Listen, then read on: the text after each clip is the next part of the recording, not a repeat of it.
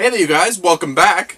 Today we are going to look at some Plumerias. Look at how beautiful they aren't.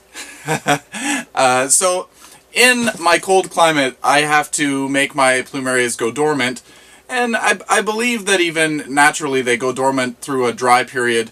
They might not lose all of their leaves, but they definitely will slow down their growth and potentially drop leaves, and just they'll have a dormancy period, even a slight one. So anyway, these ones have been in here since, I believe, the end of September. I can't remember when we pulled these in. And it's now January. So it's time to go and look at them to make sure that they are doing okay. You want to check them periodically to see if there's any shriveling of the stem. If there's a little bit of shriveling going on, a small amount is okay. If it's excessive, you want to give them a little bit of a drink. You don't want to give them too much water because they might start into actively growing, but you want to give them enough to kind of plump them up again, because they do store a lot of water. So I'll bring you in and I'll show you what's going on. Excuse me. And I also want to show you the big Plumerias. Those ones I don't have to give any water to. They've got enough water stored up in them. But the little guys, they don't have as much. So, but the big ones we took the cuttings of. We'll look at the cuttings another day. We'll put them in little baggies and start the rooting process. But the root stalks that I had, that I chopped all the cuttings from, they are branching out. So near the end of the video, we'll take a look over there and I'll show you what they're looking like. It actually surprised me that they would do this process right now. I thought that they would wait until the spring. But anyway, I digress. So I'm going to bring you down a little bit closer. We're going to line some of these up, and I'll show you what I'm looking for. So this one we really don't need to give any water to. It's looking super. This one here I'm actually surprised at the size of the... Got all kinds of bindweed all over the place, God, from the garden plot. This one here, still very, very plump. I would have expected this one to be a little bit more shriveled for the size. But maybe the roots in there have really stored a lot of moisture.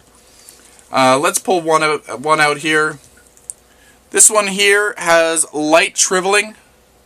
I don't know whether you're able to really see that. I'll take a photo and I'll put the photo up if this doesn't really show up. Noticing there's some wrinkling here, and then there's a slight wrinkling here. That's okay. That's alright. I still will probably give this one a little bit of a drink. And then this one here has spiderwebs all over it. Gross. This one here looks really, really sad. Notice it's really, really shriveled.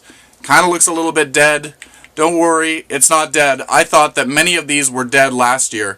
But then I gave it a drink and it was like day and night. So there's that one. You're not able to see these.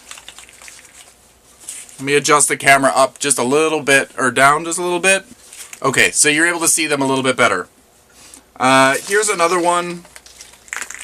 This one here is a little bit bigger. Notice how it's really starting to shrivel. I'm dropping all kinds of soil out of the pot. That's all right.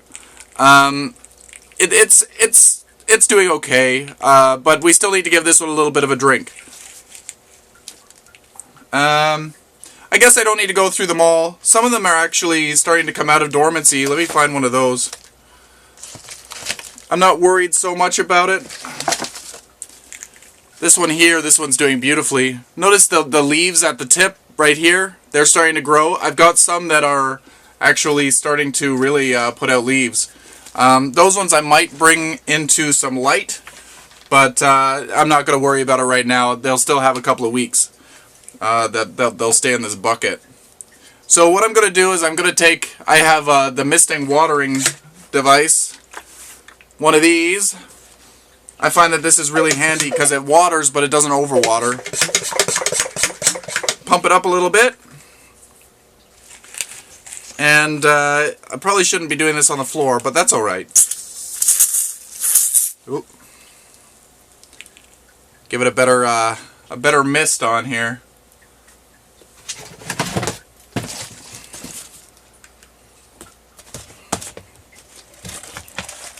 Let's put them on a tray.